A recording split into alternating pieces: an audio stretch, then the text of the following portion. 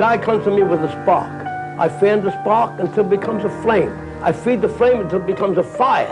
Then I feed the fire until it becomes a roaring blaze. I wanted to make Cus proud. That was my whole existence for fighting. I wanted to make him proud. Books about war. And this is why Cus read all those books. Cus was pretty much an intellect, but he was an intellectual and philosopher about war. And he thought fighting was a form of war. I love war. I love the act of war. I love the players in war. I love the philosophy of war. There's a quote in Machiavelli, The Prince, and when they say, after you defeat the king and you cut off his head, you be audacious and you say what you're going to do to the next ruler, the next prince that you're going to conquer, and that allows them to be intimidated. Fear is a very important thing in boxing, because all fighters are afraid. Strange it may seem to people who like to fight. Now, fear is like fire. If you let it get out of control, it will destroy you and everything around you. You manage to control it, you can make it work for you. I get excited yet. I see something, I see a fighter, suddenly I get excited. I want to accomplish greatness. I want to, that's what me and Cus planned to do when we first started. I want to get some closure myself and get some kind of greatness. I popped on the scene and made it, and the realer I became to myself, the more phony everything else was around me. I'm a great manipulator. You have to understand, in order to be the greatest fighter in the world, you have to be the greatest liar in the world.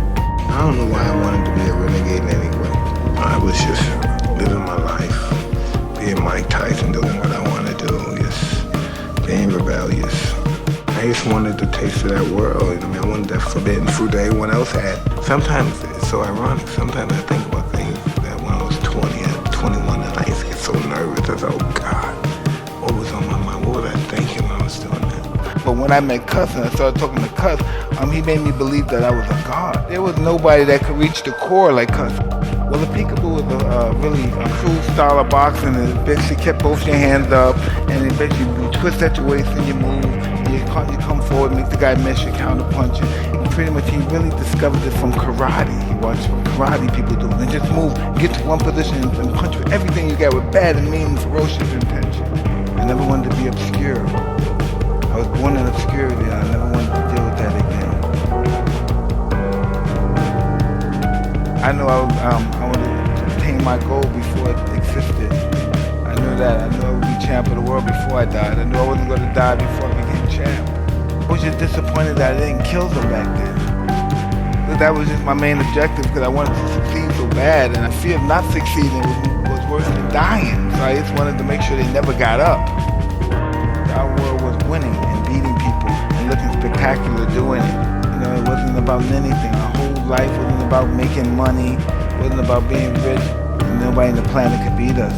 That was everything. My whole life is the best fight in the world. Best fight in the world. There's nobody on the planet that could beat me. I could beat anybody on the planet in a fair fight.